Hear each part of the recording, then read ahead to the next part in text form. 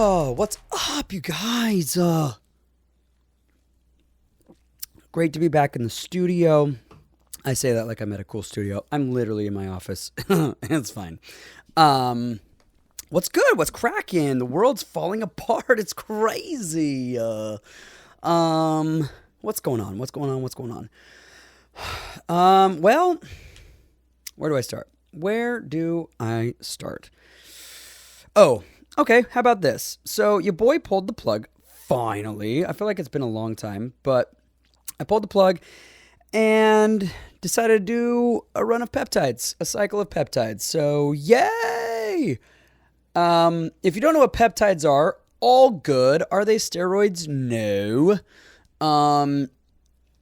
Your boy's not super fond of steroids, meaning like I don't have a problem with them, but they also scare me. So I mean, again, I'm not against them, but I'm too scared to try them. So, but peptides are amino acids, which are the building blocks of protein. So essentially I am using these to help me build muscle, right? Because I'm 31, almost 32. And every year that I get older, it gets harder and harder and harder to stay fit, okay? So at the level that I want to, let's say that, because it really isn't too hard to stay fit. But at the level that I want to, it's tough. So I'm doing this cycle of peptides, and I did research for a long time and listened to a lot of professionals talk about it and discuss it. And so it's not something that I just like jumped into without, thinking. Put a lot of thought, a lot of money, a lot of time into understanding the concept of peptides. Was it good for me? Is it something that I can get off of without any real big repercussions? The answer is yes. So I am doing a couple of peptides. The first peptide is called IGF-1, stands for insulin growth factor formula or something like that. And essentially what it does is it increases the communication to my growth hormone, meaning I essentially target the growth hormone and tell it to build more muscle. It's not a like if I took steroids, it would be an unnatural synthesis of testosterone where my testosterone would just go up to an unnatural level.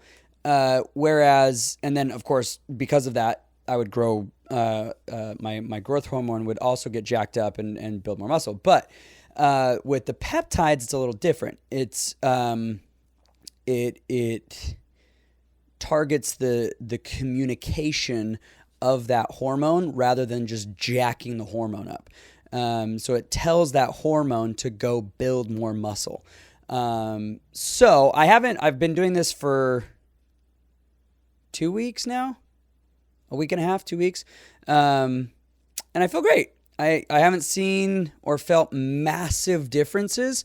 I am also taking a peptide called L-carnitine, which is it's in a lot of recovery drinks and pre-workouts. So it's not a supplement that is uncommon. I'm just taking a very high dosage and I'm taking it intramuscular, which means with a needle in my butt cheek. And it doesn't feel great. The freaking, y'all, the needle is like it is so massive. It's like an inch and a quarter, maybe an inch. It's so big and is so painful. The IGF is like a little insulin needle. It's tiny. It's like maybe a quarter inch. So that one's not bad. I just take that subcutaneously, just in the belly. Just put it in. It's fine. That one's not bad. Doesn't hurt. It's whatever. But man, bro, that L-carnitine, I'm taking 100 units of it. It's a whole syringe full. And it stings. It bruises. It's unpleasant. It is unpleasant.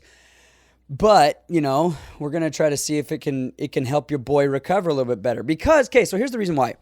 Here's the reason why I'm even doing this, right? Because you're like, oh, T, you're so healthy, and which isn't true. But the reason that I'm doing this in the first place is because I started noticing that, like, number one, I wasn't sleeping great. Like, my recovery sleeps weren't awesome.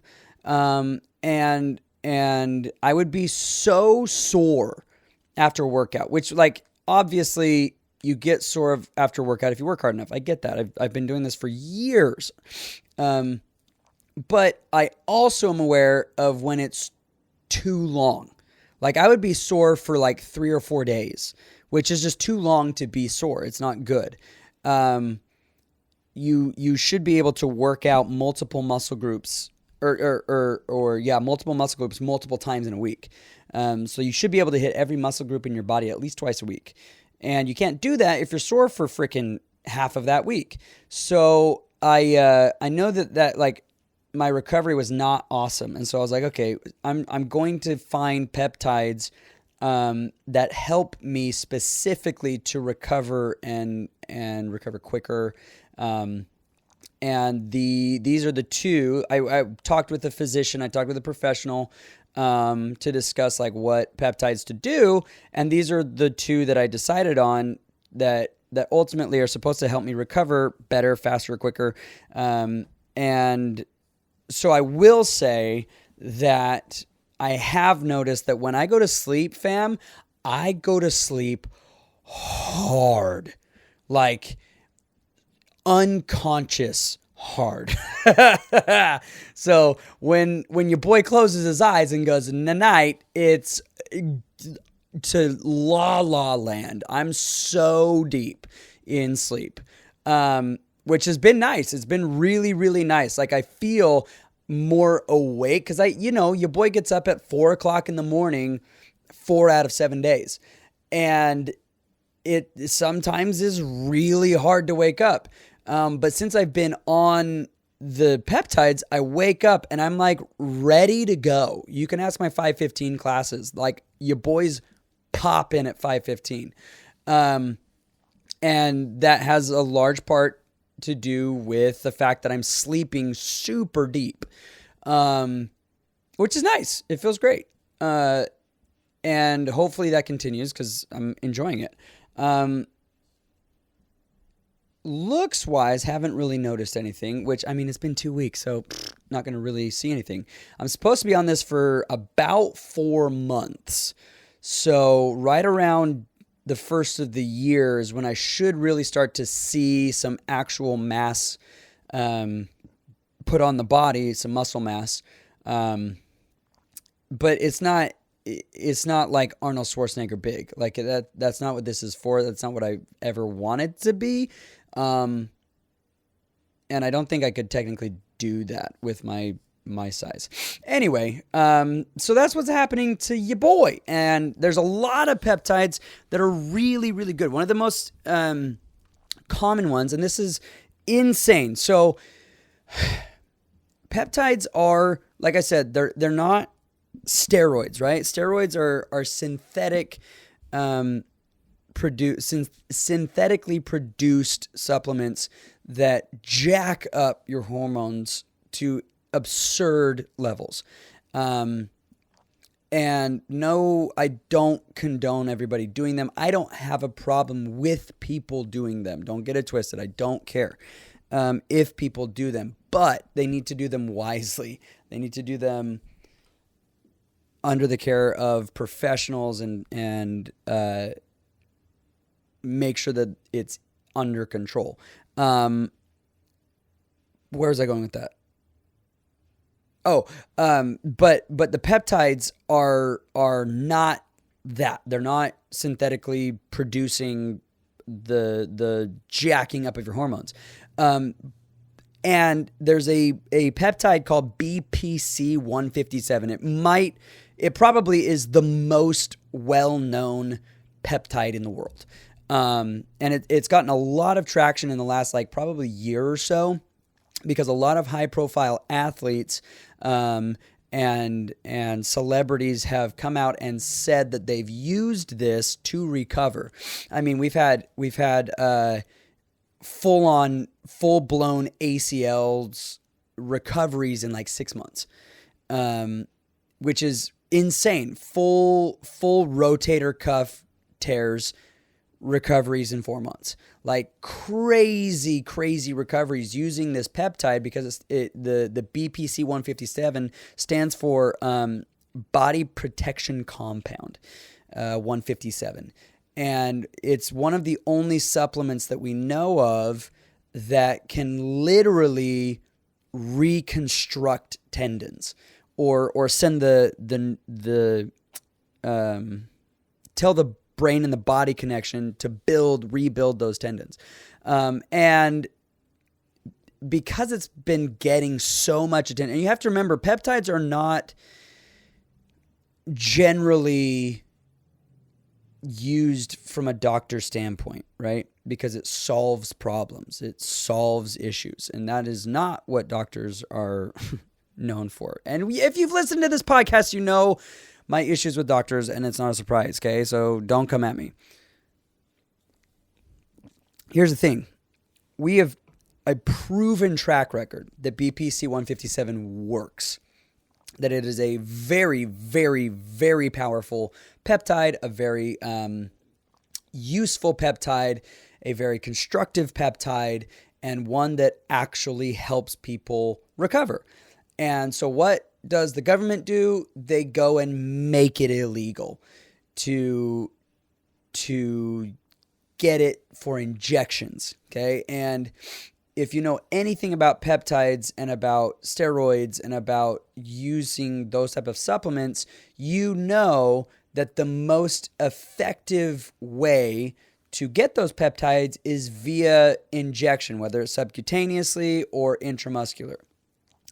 And the government comes out and says, okay, that's illegal. You can only do these peptides orally, which across the board, when you take something orally, it is proven in multiple cases to you can't get the same amount of that peptide orally as you can with an injection. And I'm not a scientist. I don't claim to know the scientific process behind that, or how that works, or why that works, but it is a fact that when you take something orally in like the pill form, the body doesn't break down nearly enough of that supplement to get the results that you need. So you have to take it, like, that's why, like, the L-carnitine that I'm taking is via injection at a much larger dose, because you cannot get that dosage in a pill form. You would have to take an entire bottle probably to get the same amount. And so what the government has done, and I don't know who in the government did this, okay? Like, I'm not saying this from like a conspiracy theorist standpoint. What they've done is effectively taken an effective supplement and made it ineffective, so that eventually they can take over and completely dominate and sell it for unbelievable amounts of money, right? Because that's what they do. They have a track record of doing that. Take something that's useful, take something that actually does something and helps people, and we're going to make it illegal for anyone to sell this unless it's us, and we're going to jack the price up to exorbitant amounts so that we can make money, which in a capitalist society, that's fine, that works. But I think it's messed up that they even got involved in the first place. Anyway, so if you need BP 157, if you have injury, you can still get it. There's ways to get it, obviously.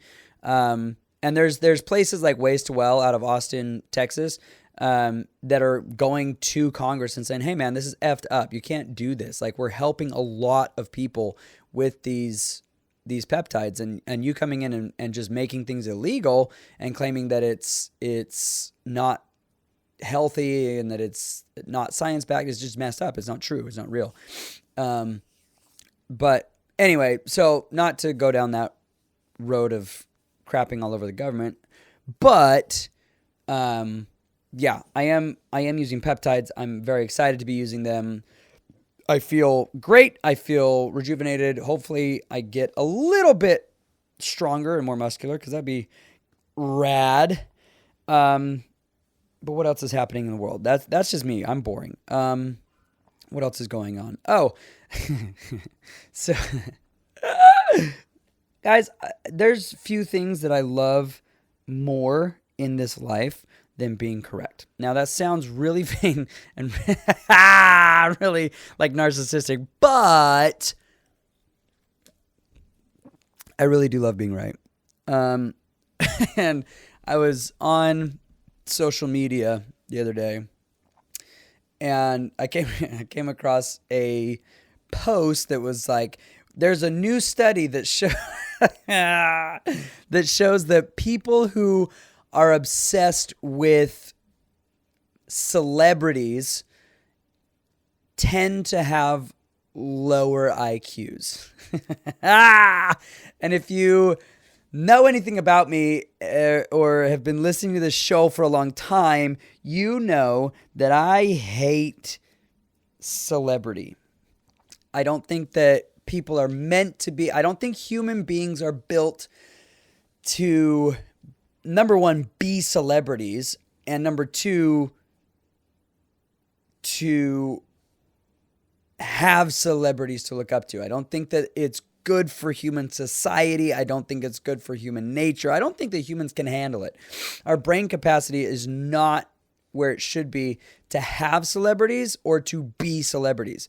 And I've always said this. That if you are the type of person that gets obsessed with celebrities, and anytime you're around them, you get like, oh my gosh, you're a dumb person. I've said that for so many years. Like, and people are like, oh, but to you love Kobe Bryant. I love Kobe Bryant's mindset. If I met Kobe Bryant, I wouldn't treat him any differently than I treat like someone at Barry's or someone at a restaurant. I wouldn't treat him any differently. I've been in multiple rooms with multiple celebrities, multiple times. And they're just people to me. I don't care what you've done. I don't care what show you're in. I don't care how famous you are. I don't care how much money you have. You're just a human being. You have skin. You have blood. You're going to die. You're just a human. I don't care what you've done. If you carry yourself like you're better than anyone else, you piece of garbage.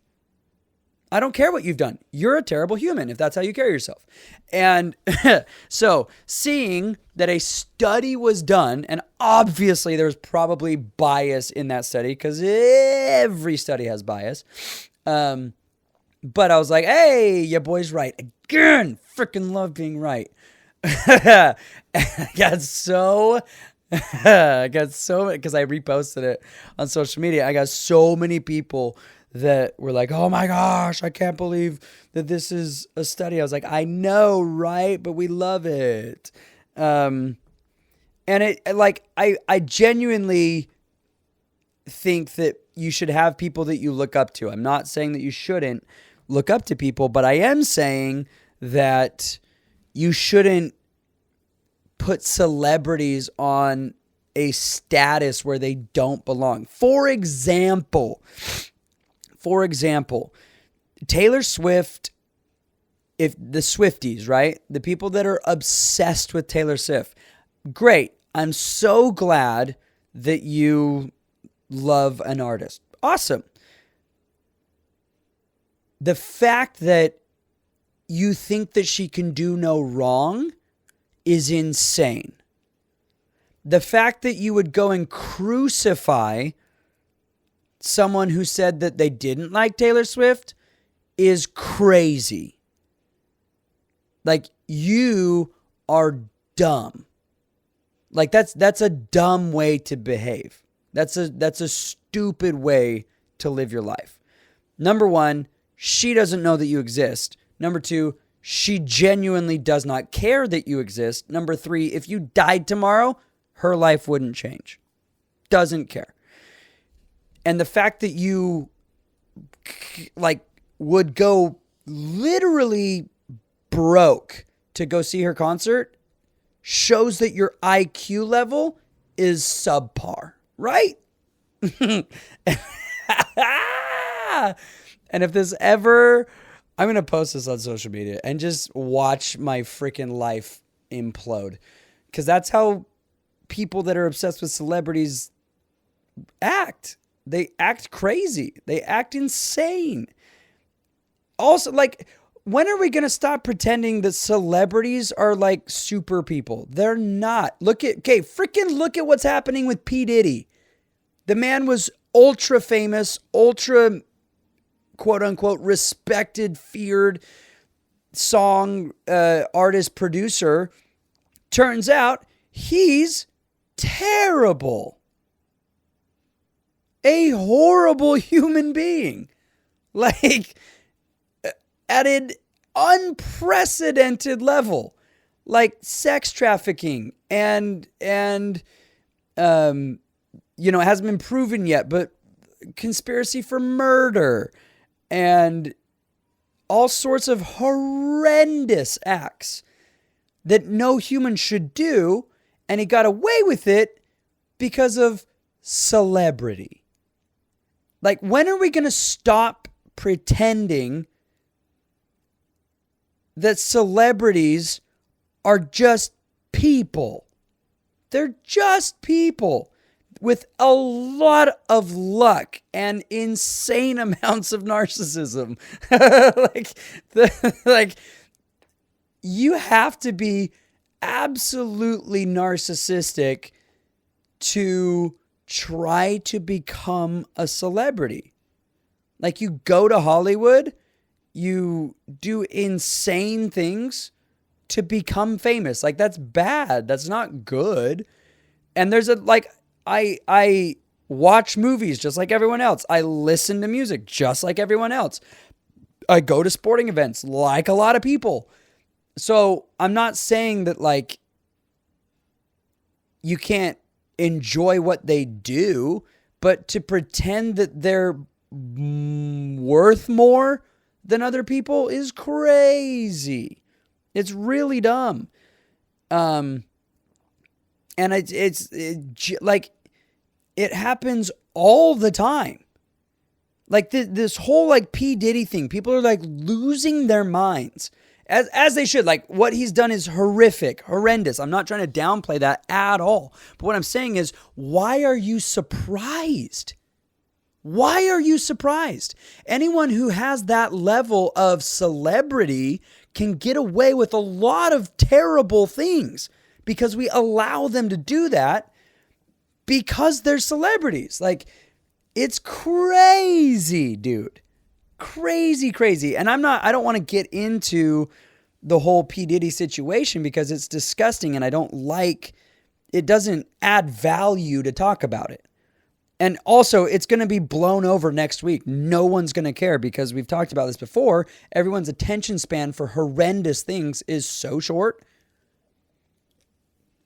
So short.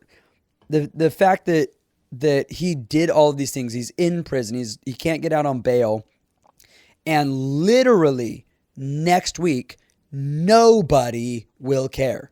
Unless he gets killed, unless he gets,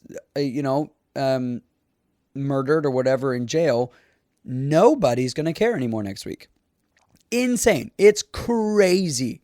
The propensity that we have for observing and absorbing terrible information and acts and moving on is nutsos. It's so crazy. The human brain shouldn't be able to do that. Learning what he's done and hearing all these stories and all these people coming forward, like Justin Bieber and the poor women that he has abused. hearing those things should ruin your day. Like if we're going to like the core of being a good person, it should ruin your day.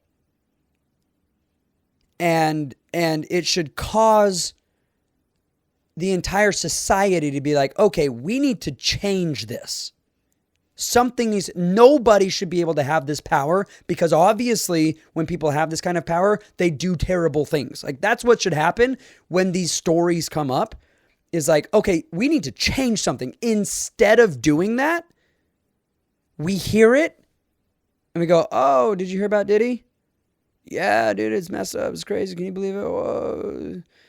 So did you watch the Saints game last night? Like, what, dude? What? You moved on in 5 seconds? That's so crazy. And nobody's talking about that. They're all focused on Diddy, as they should be. But the fact that we move on next week is so inhumane, it's mind-blowing. And I'm just as guilty. I am so just as guilty. I'm not saying that I'm holier than thou or that I don't do it.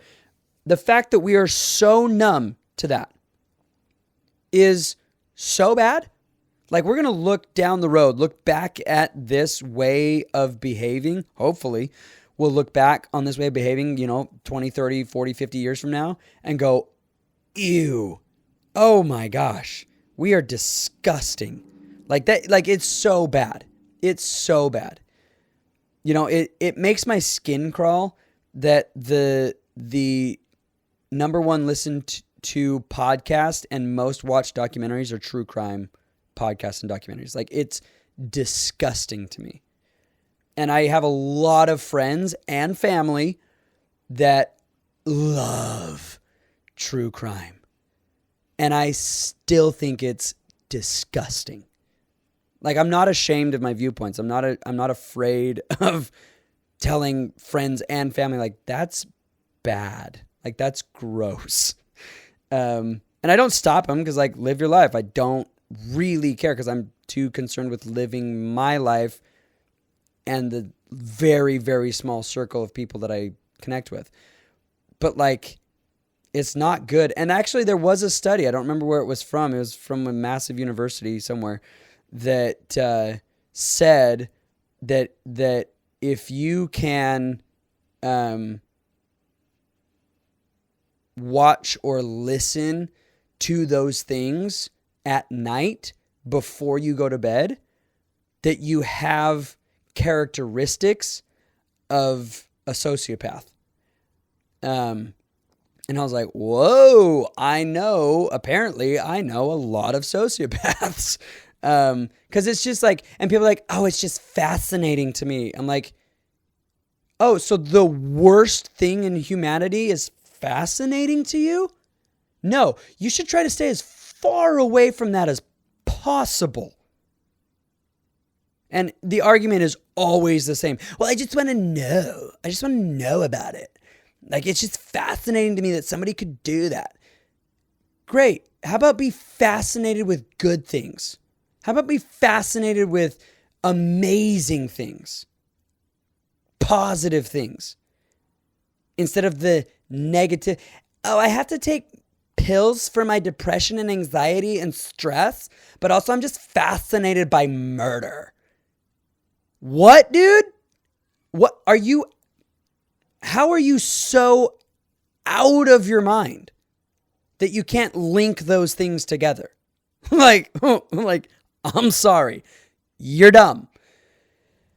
And I have a lot of friends that do that. So, oh well. I'm speaking my mind, and it's fine.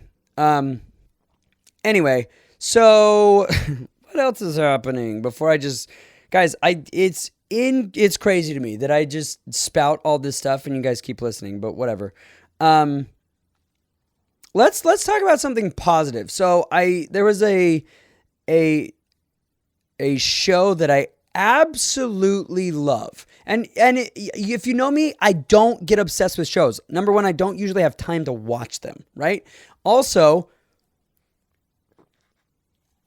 I don't like shows because they're not conclusive. They don't give me any sort of like, I don't know. They just go on and on and on and on. It's like, hey, wrap it up though. Wrap it up. I don't want to be watching this for the rest of my life, you know? So I genuinely don't. I love movies because there's a start and a finish. It drives me crazy that movies are now part 1, part 2. Hey, call it what it is. A 3-hour TV show, okay? That's what it is. If you have more than one part to a movie, you have a TV show, okay?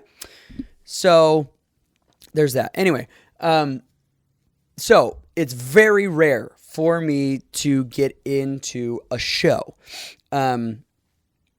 Just because I like starts and finishes. I don't like having to wait to know what happens. I don't like, oh, it's Wednesday, it's time to watch the show. It drives me crazy. It drives me bonkers. Anyway, so I am obsessed with this show on Amazon called The Rings of Power. Why am I obsessed with it? Well, because I'm obsessed with Lord of the Rings.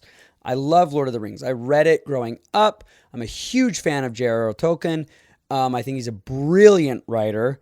One of the most beautifully descriptive writers of all time. And so, like, I love Lord of the Rings. It's in my top 5 favorite movie series of all time. I think it was so well done.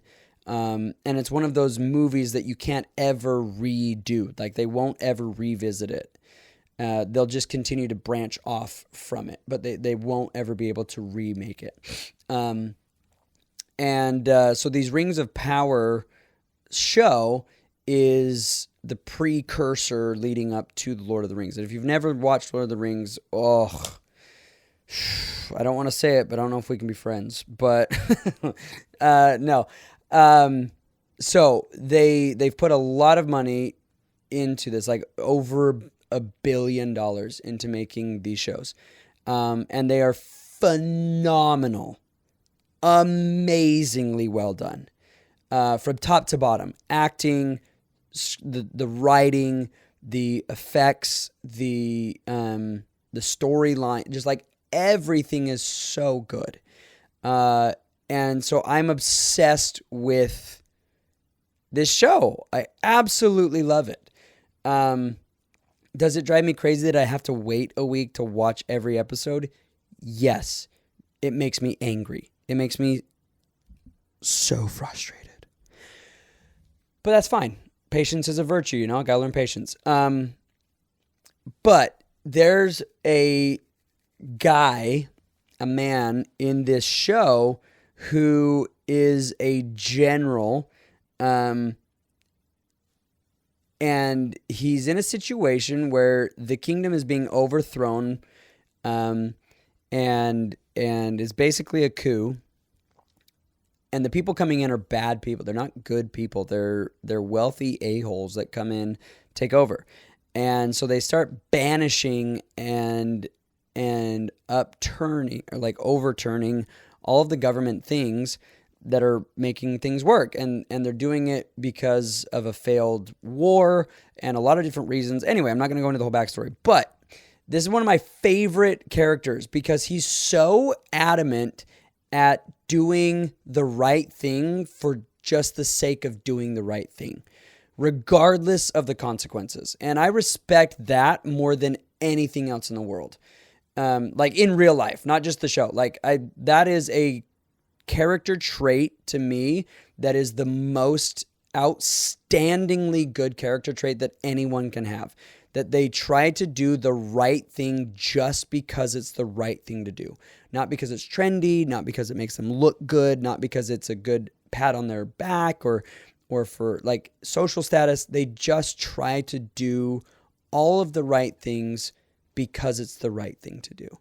And he has so many lines in this show that I was just like, oh my gosh, this guy's my favorite. But he said something that I'd heard before, but I don't know why it resonated with me so strongly. he's about to be put to death because he won't renounce the kingdom, which is like the most gangster thing of all time. Anyway, and so his daughter comes in to beg him to just this once go contrary to his belief system. Just this once say what he doesn't believe, just so he can stay alive. And to his daughter, this is his blood. He says, if you're asking me to do that, you don't know who I am. And that's the most gangster response of all time. But that's not the line that stuck out to me. The line that stuck out to me is, so the queen that's getting banished and overturned is asking him as well to say, to confess that he's wrong or whatever, so that he can stay alive. And she's like asking him to trust her and to have faith that it'll all work out. And he says that faith is not faith until it's lived.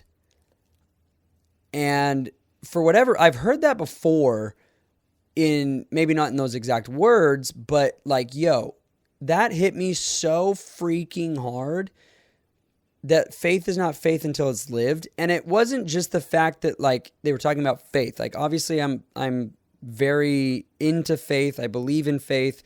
I'm a very religious, spiritual person. So faith is a big deal to me. But like across the board in so many aspects, not just in faith is faith and isn't faith until it's lived. Same thing with anything that you believe, any value that you have. It isn't what it is until you live it. Honesty isn't honesty until you live honesty, until it's tried. Kindness is not, you're not a kind person until you're put in situations where you chose kindness. And strength, real moral strength isn't strength until you've been put in a situation where you have to live that strength. Meaning you had the option to not do it and you chose to do it anyway. And usually it's in a situation where it's not fun, where it's not the easy choice, where it's not the popular choice. And like it hit me so hard. Like when I had to like pause the show because I was like, holy crap.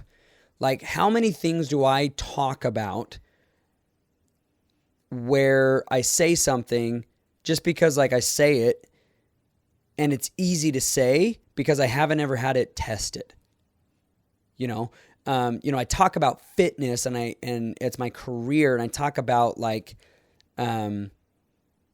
eating healthy and not drinking and working out hard because it's easy for me to do that. My wife does it. My friends do it. The people I associate with do it. So it's easy for me to say that. What about when it's not easy? What about when I'm older and my metabolism slows down? What about when I'm in a situation where it's disrespectful if I don't drink? What about those situations? Am I still going to stick to my belief system? And the answer is yes. I'm a very, very stubborn person. And I can say that because I actually have been put in those situations where it was looked down upon. I was questioned as to why I was doing something or wasn't doing something. And I'm not going to go into those details because those are special stories to me, but it rang true that that is so important to think about and remember in your life? Like what are my belief systems and what are my thought processes that have been tested? Not just that I say, not just that I think about. Like where has it been tested, and how do I know that I believe that if it hasn't been tested? Anyway, like, so that is just a phrase that like I legit want on my wall. Faith is not faith until it's lived. Like you can't claim to have faith unless you've lived your faith, which means it's been tested and you fought for it.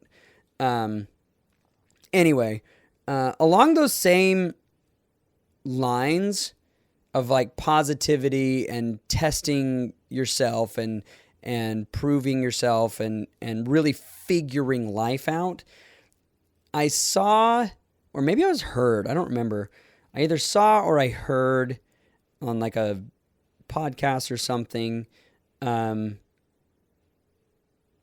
Oh yeah, it was a podcast. I don't remember who it was. I wish I could shout it out. Maybe I saved it and I'll post about it later. But, and I have my phone out because I want to read what I heard. And it has to do with your friendships. It has to do with your relationships. Like it's great to be really strong in your belief systems and independent in your thoughts and your feelings and your values, but it also is very important to choose your friends, right?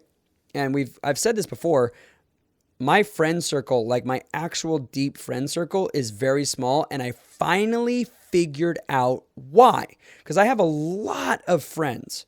I have a lot of associates. I really like people. Like, I genuinely really like a lot of people. And I think this sounds really crappy of me to say, but I think more people would call me their friend than I would call them my friend. That sounds so terrible, but like I have a lot of people that I really genuinely like and care about, but not in my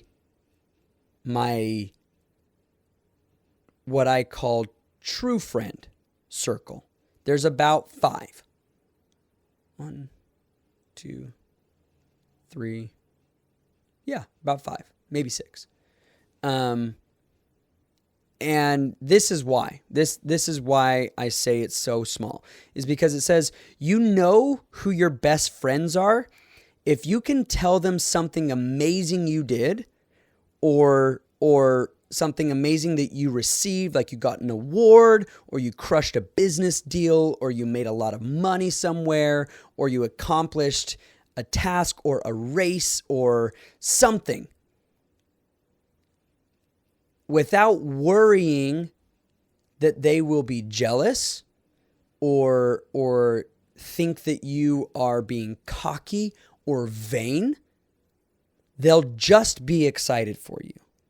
Like, there's a lot of people, like we always say, like, oh, this is my buddy because they're who I call when something goes wrong. Hey, man, you can call pretty much anyone when something goes wrong, because it's a natural human thing to go, oh, I want to help you, right? It's a natural human characteristic to want to be wanted. So when you say, these are my friends who I call when I want to bury the body, you know, it's that silly analogy of like, oh, when there's a body to bury, who will I call? Well, you could pretty much call anyone, because they would be excited that something bad is going on, right? And it's natural for someone to want to help. It's not that hard. You're not like that close of a friend if that is your standard of friendship. Like, that's a pretty lame standard of friendship. Meaning you're tapping into a basic human characteristic. If I call you with bad news, oh my gosh, I'm so sorry to hear that. Is there anything that I can do? Because it makes me feel good to offer that help. That's not a true friend. That's a person. That's an associate.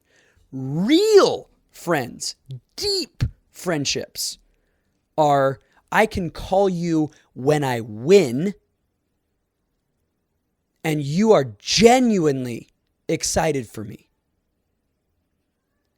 And I don't worry about you thinking that I'm being vain or being cocky or trying to be uppity. You're genuinely excited that I won. How many of those friends do you have? I have 5, 6. I have tons, probably hundreds of people that I could call when something bad when something bad happens to me, and they would go, "Oh my gosh, I'm so sorry to hear that. Is there anything that I can do? Do you need anything?" I have hundreds of those people. I have 5 or 6 that I can call with my wins and know that they won't judge me for that they won't think less of me, that they won't go, "Whoa, man, you're being a little cocky there." They will just be excited. Those are your real friends. And that is why my circle is so small. And because that's how I judge my friendships.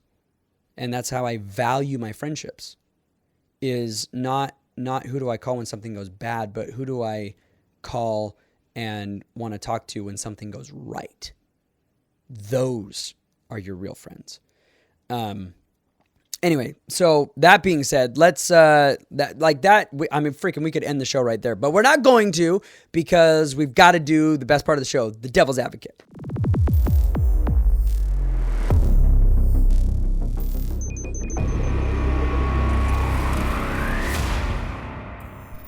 All right. Your devil's advocate actually today is something that Liquid Death, y'all. Sorry, little caveat. Liquid Death, great water. Love it. It's amazing. Also, it looks like a Modelo beer.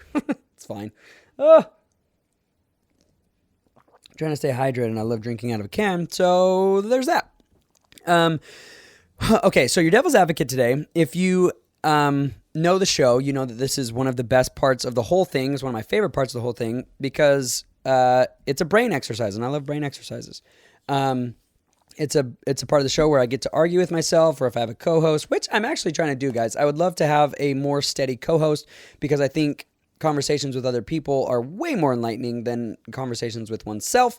But until that time when I can find a consistent co-host, we'll just keep doing the solos. Solo dolo, you know what I mean? YOLO. Cholo. Anyway, okay, I'm going to stop. Okay, so your devil's advocate today is something that I've been thinking about and stressing over, actually, like legitimately stressing over in my life.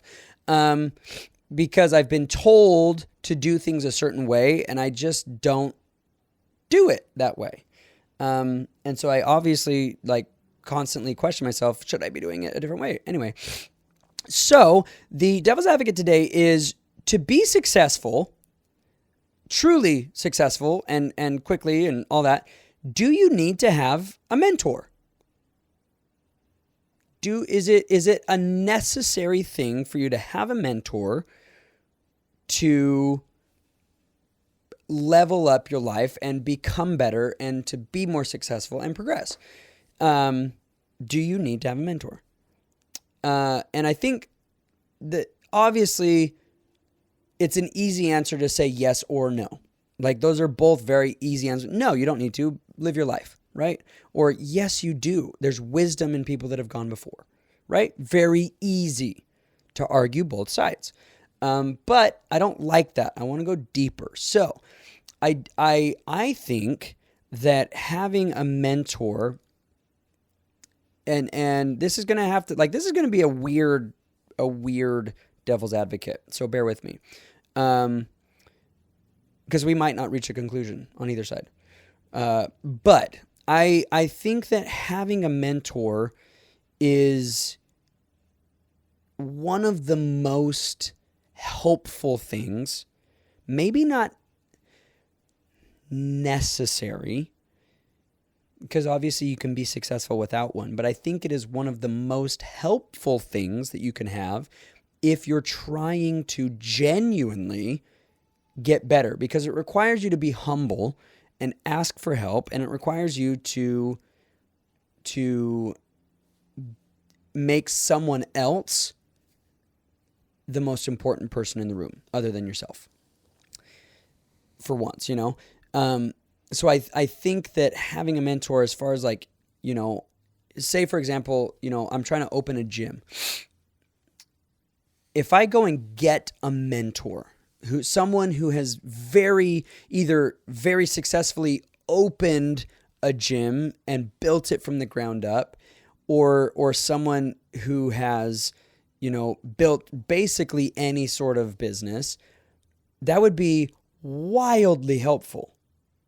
One of the most helpful things probably that I could do is find a mentor, someone who has done it already, to show me like, hey, I wasn't ready. I wish I had known this when I was starting out, because I would have been able to really get things going a lot faster and more efficiently if I had known this. You know, it provides you, a mentor provides you with pretty much like game hacks, you know, cheat codes to success, because they've already been through it and they know what to do.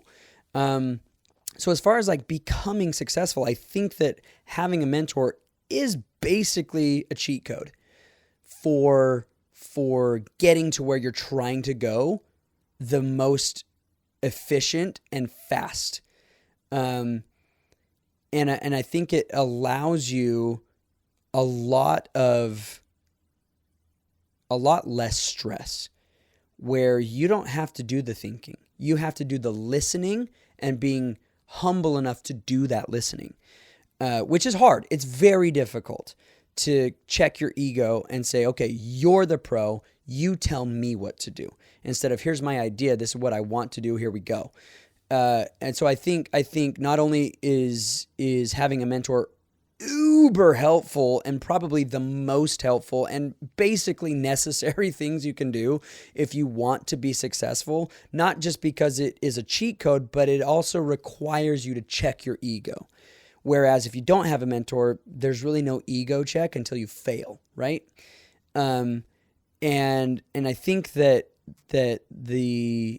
I would say that having a mentor is necessary for success, because there's not just one way to have a mentor. You don't just have to like go out and say, oh, I need this mentor. You know, will you be my mentor? Like you're freaking giving him a Valentine's Day card. Will you be my mentor? You don't have to do it that way. You know, a mentor can be, you just watch somebody, observe how they do something, go, oh, wow, they did that. That's a mentor. They don't know that they're mentoring you, but they are. You know, if you're taking their advice and you're taking how they've made decisions and patterning what you're doing after them, that's a mentor. So I think that saying like, oh, you know, having a mentor isn't necessary is just a dumb statement, because it's not just having a mentor. There's so many mentors out there. I have a ton of mentors in my life. And some of them know they're mentors and some of them don't. But they were mentors to me nonetheless. And because of them, I deem myself successful. On the flip side of that, I do not think that mentors are necessary. And this is why the devil's advocate is so fun, because literally 30 seconds ago, I said I have mentors. I love this so much, you guys.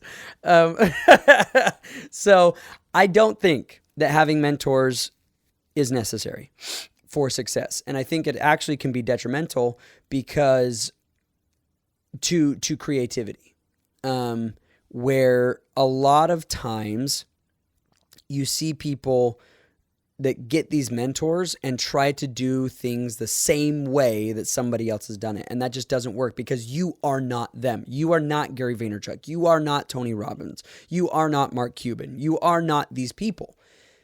You don't have the same life experience. You don't have the same way of thinking or seeing situations that they have. And you don't have the same luck that they have, right? Because it's so ignorant to think that success just comes from hard work. There is so much luck involved in being successful, being in the right place at the right time with the right people.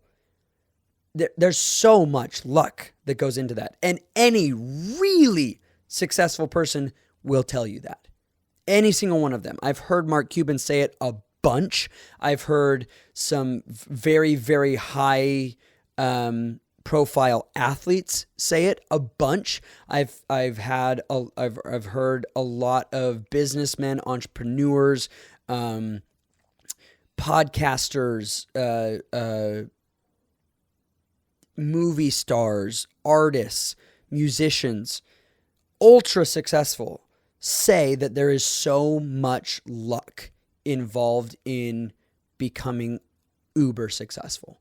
And you like, I would say luck is more important than mentorship. In when it comes to being successful. Obviously, you need to make a plan and you need to be able to be focused on what you're trying to do, but there is a lot of luck involved. Anyway, that was not the point that I was trying to make. The point that I'm trying to make is you are so powerful as an individual. Literally, nobody thinks the way you do. Nobody has your makeup. Nobody has your life experience. Nobody has the breath that you're breathing, right? Like, you are an individual. I cannot stress that enough, and I'm not good enough with words to formulate what I'm trying to say with that. Like, you are the only one of you. And because of that, you can do things that nobody else can do. You could create something that nobody else has created. You have thoughts that nobody else has had. And I know it's really hard to believe with how many people have lived in the world and how many people will live in the world, yada, yada, yada, and how insignificant this life is, and we go down that whole road. But to say that you need somebody else to be successful in you is absurd. You don't need anybody to be successful. You need you, because you are trying to be successful. You're not trying to be your mentor's successful, right? And I think that when you rely on mentors too much, you slow down your own creative success, where you're trying to be humble enough to listen to them that you start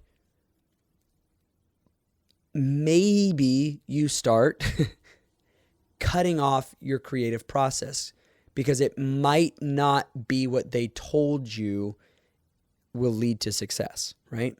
And so you start to trust yourself less when you start to rely on your mentor more. And I don't think that that is good at all. I don't think that that breeds any sort of real success, because real success is an individual standard. It is not a standard that someone else holds. Like, I never want to have the success of Mark Cuban. I know I've said Mark Cuban a lot, but he's in the public eye right now quite a bit. So he's the first name that comes to mind. And he's ultra monetarily successful. His success will never be my success. I would never deem what he's done for myself as success. And I think that's where the issue lies, is your version of success should and needs to be your own individual idea of success, not patterned after someone, because then you're trying to accomplish what they've done, not who you are. And that is why I think that having a mentor is not necessary and is detrimental to becoming your own version of success. Now, to become your own version of success, you have to determine and decide what that is to yourself. You have to describe that to yourself before you can get there. And I think that a lot of the times when we go and try to get mentors, it's because we have not determined what we think the level of success is that we're trying to reach. That I actually truly believe that people that are constantly trying to find a mentor are people that have not determined what they think success is. They're having somebody else tell them what success is. This is my success. This is what I think success is. And they go, okay, that's what success is then. And I don't think that is good. I don't think that is going to help you in the long run. So let me know. That's your devil's advocate. Is a mentor necessary and helpful to success, or isn't it? Do you need one or don't you to be successful? It's like the whole point of the devil's advocate is to go deeper. It's not to do surface level answers because those are boring and lame. So what do you actually think? And you don't have to think one or the other. Maybe you agree with both sides. Maybe you disagree with both sides. I don't know how you could have any other option, but whatever.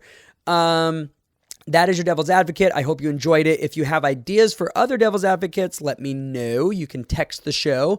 There's a number that you can respond to on the episode description if you want to text into the show. And before we get out of here, let's leave you with the final takeaway.